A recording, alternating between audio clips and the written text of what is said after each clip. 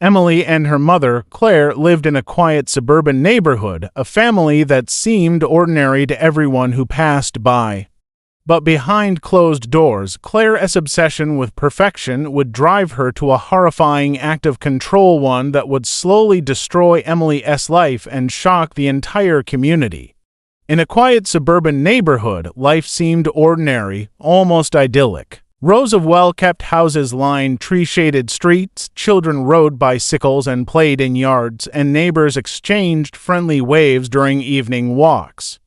Among these families lived a mother and her 12-year-old daughter, a pair who outwardly appeared no different from anyone else. From the outside, they seemed happy, a family caught up in the routines of school, work, and weekend errands. Yet behind closed doors, a darker story was slowly unfolding, hidden beneath a veneer of normalcy. The mother had always been conscious of appearance, meticulously curating her image and that of her daughter. What began as occasional comments about diet and beauty gradually became a rigid and unyielding obsession.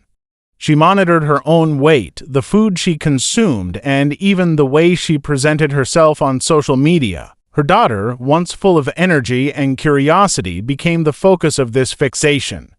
Every meal was scrutinized, every snack questioned, and every mirror became a tool to assess her appearance.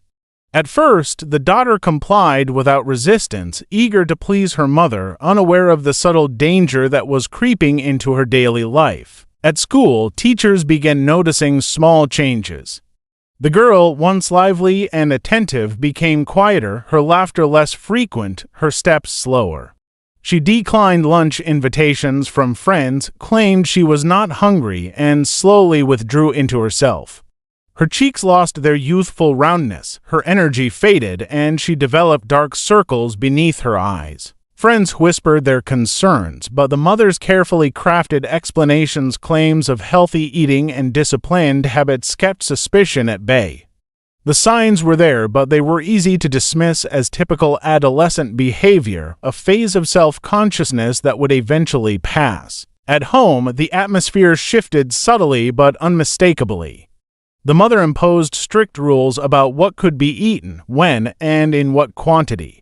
Every meal became a test, every bite measured and monitored. Snacks were rationed, desserts eliminated entirely, and deviations were met with criticism or punishment. The daughter learned to navigate the tension, tiptoeing through the house with an acute awareness of her mother's gaze. Fear and confusion replaced the sense of security a child should feel at home. What should have been a nurturing environment became one of control, manipulation, and silent suffering. Despite the outward calm, the tension was palpable. The mother's obsession grew stronger, her need for control over her daughter's body escalating in ways that were invisible to outsiders. Neighbors and friends continued their casual routines, unaware of the torment happening just a few walls away. The slow erosion of the girl's health went unnoticed by many, hidden beneath school uniforms and polite smiles. It was a quiet, creeping danger, one that could easily be mistaken for ordinary teenage rebellion or minor dietary choices. By the time the first true signs of malnutrition became visible, the pattern of control was deeply entrenched. The daughter's dependence on her mother, coupled with fear and confusion, made it nearly impossible for her to reach out.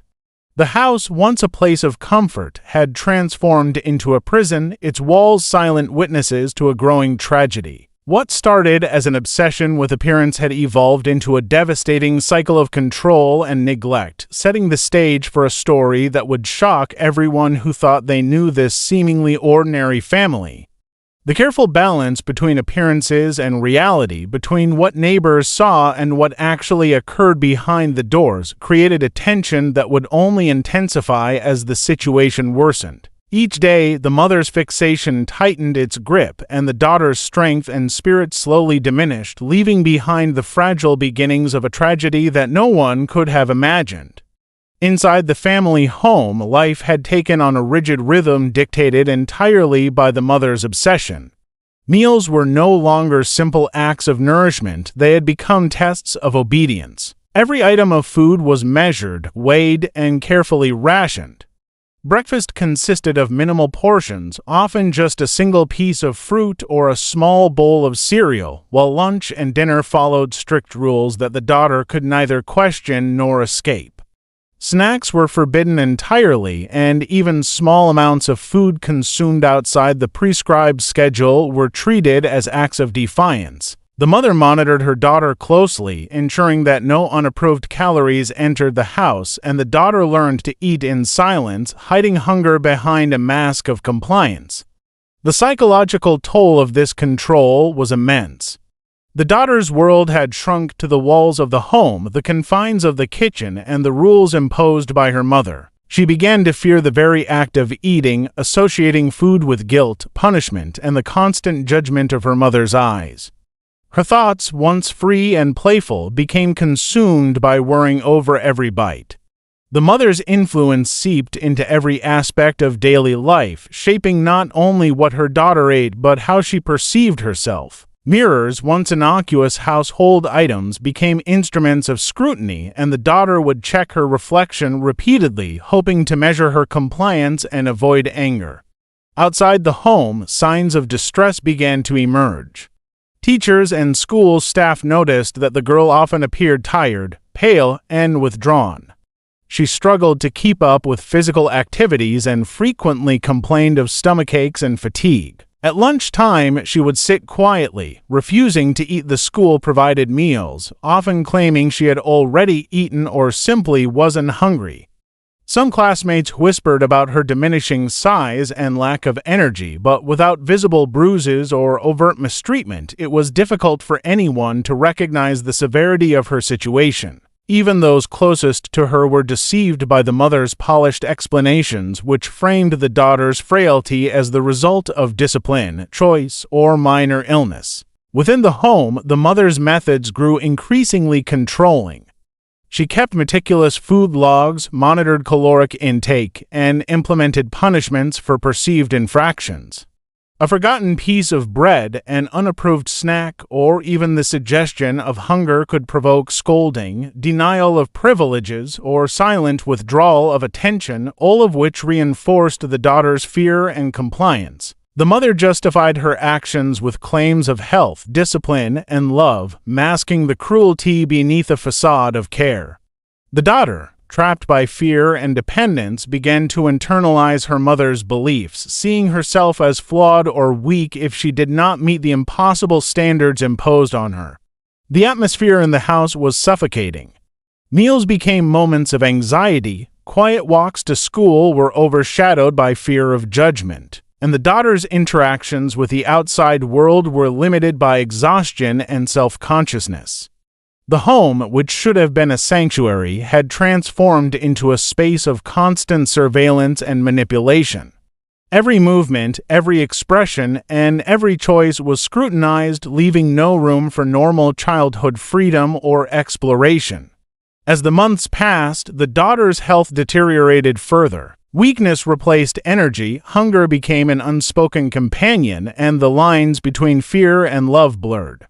The mother's relentless control, hidden from outsiders by carefully maintained appearances, created a suffocating environment in which the daughter's body and mind were slowly eroded. The home had become a prison of rules, discipline, and quiet suffering where the consequences of a single bite of food could reverberate far beyond the dining table.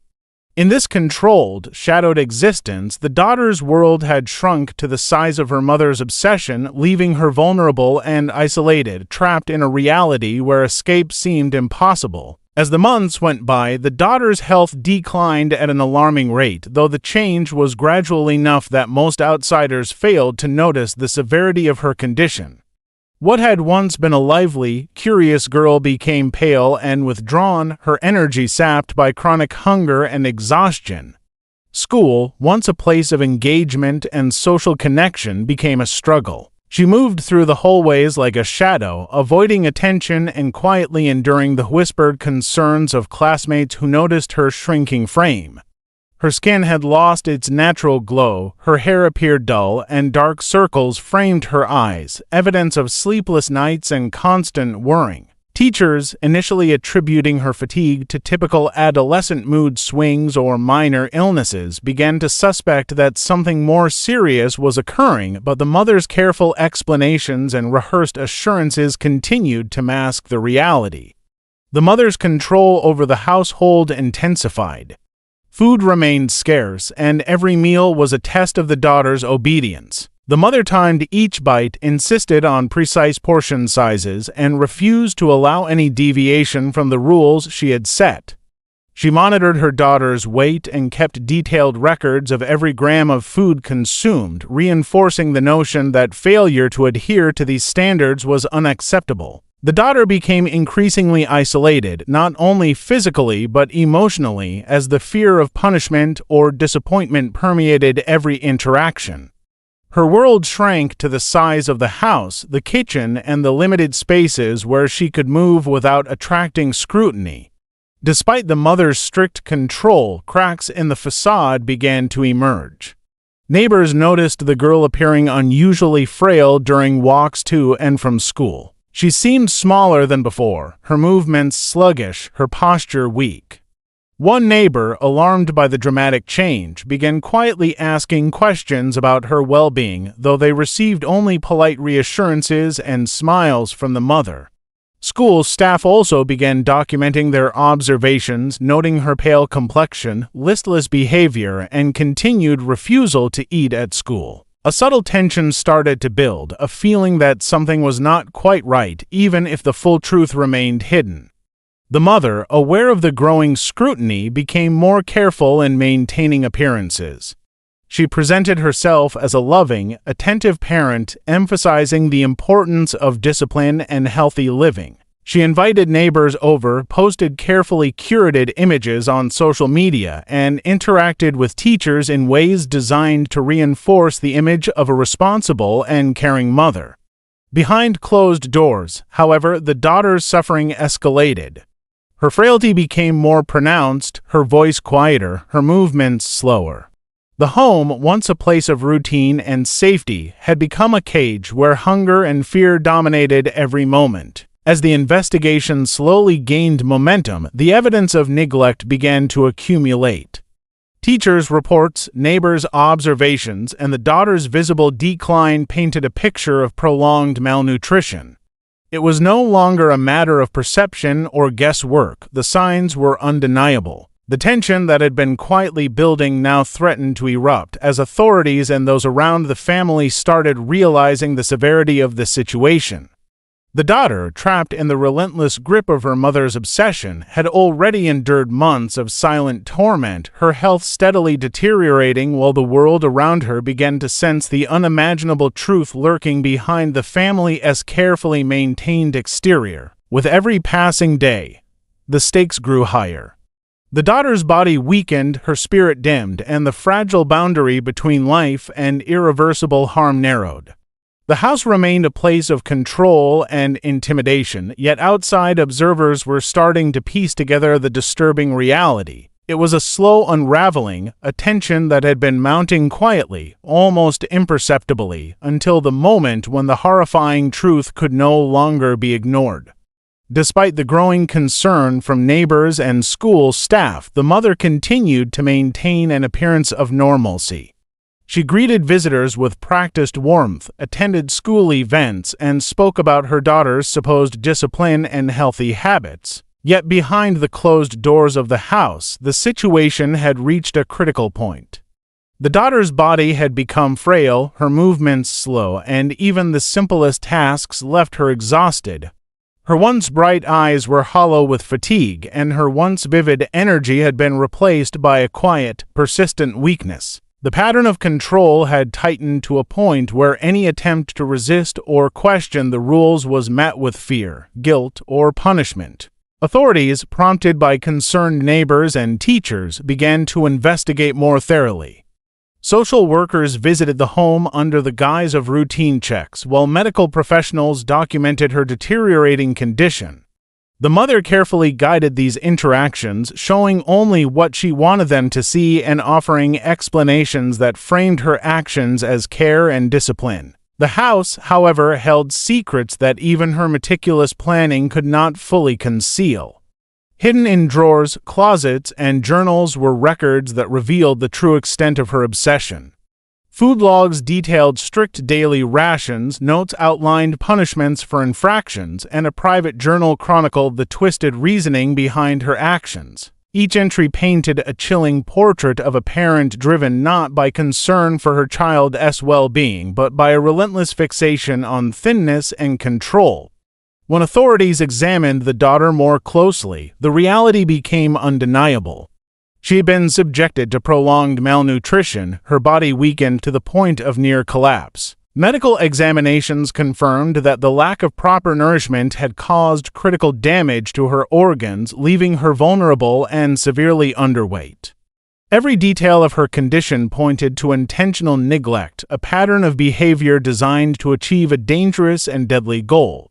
The evidence of cruelty was stark, contrasting sharply with the mother's carefully cultivated image of care and concern. As investigators pieced together the timeline, the horror of the situation became clear.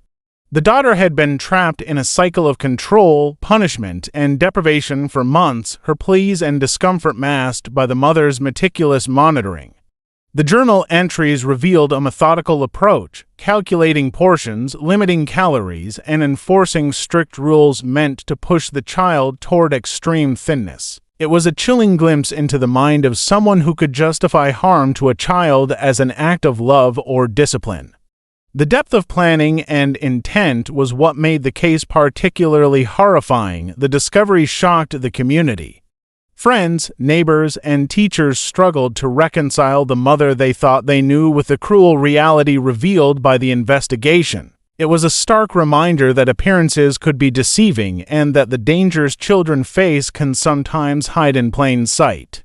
The daughter's suffering, once invisible to most, was now undeniable, leaving a lingering sense of horror and disbelief. What had started as an obsession with image had escalated into a deliberate and deadly act, leaving a trail of devastation that could not be undone. The home, once a place of supposed safety, had become a scene of silent torment where manipulation, fear, and control had combined to create an unimaginable tragedy. The mother's arrest sent shockwaves through the community, leaving neighbors, friends, and school staff struggling to comprehend the reality of what had occurred.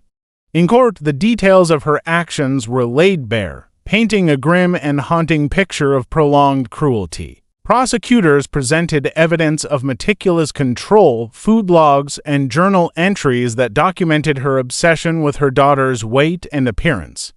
Medical reports confirmed severe malnutrition as the direct cause of the girl's deteriorating health, illustrating how the mother's fixation had crossed the line from control into lethal abuse. The courtroom was filled with a tense silence as the narrative unfolded, each revelation deepening the horror for those listening. The case became a focal point for media attention as news outlets detailed the sequence of neglect and manipulation that had led to such a tragic outcome. Interviews with neighbors and teachers revealed how subtle signs of distress had been missed, and experts weighed in on the dangers of obsessive control disguised as care. Discussions emerged about the responsibility of communities to recognize warning signs and intervene before tragedy struck, emphasizing the delicate balance between parental authority and child safety. The mother's actions were examined not only as a legal case, but as a cautionary tale, a stark example of how obsession can escalate into fatal consequences. Family and friends of the daughter were left to grapple with grief and guilt, haunted by the thought of what could have been done differently. They recalled moments of change, the subtle weight loss, the quiet withdrawal, the exhaustion, but had dismissed them as normal growing pains or typical adolescent struggles. The realization that these signs had been cries for help went hand in hand with a painful understanding of how easily appearances can deceive. Their sorrow was compounded by the awareness that, despite their love and care, they had been powerless against the mother's relentless control behind closed doors. As the legal proceedings continued, the mother's justifications were examined and ultimately rejected. Her claims of concern for health and discipline were overshadowed by evidence of intentional deprivation and cruelty. The case underscored the psychological complexity of abuse, showing how a parent's obsession can distort reality and rationalize harm. Experts testified about the long-term effects of such control, not only on physical health but on emotional and cognitive development. The daughter's experience, though tragically cut short, became a symbol of the hidden dangers children may face when protective instincts are manipulated into instruments of control. In the wake of the tragedy, the community began to reflect on the lessons it had learned. Schools implemented stricter monitoring for signs of neglect, neighbors became more vigilant, and public awareness campaigns emphasized the importance of intervention and reporting suspected abuse. While no action could reverse the harm done, the conversation surrounding child safety and mental health gained new urgency. The mother's conviction marked a formal acknowledgement of wrongdoing, yet it also served as a reminder of the silent suffering that can exist behind the closed doors of seemingly ordinary homes. The memory of the daughter lingered, a stark and haunting reminder of the fragility of childhood and the devastating consequences of obsession and control. Her story became a catalyst for change, urging families, communities, and authorities to look more closely at the signs of abuse and to act before it was too late. It was a painful truth that perfection, when pursued at the expense of compassion, could lead to unimaginable tragedy, and the lessons of her life and death would echo long after the courtroom drama ended.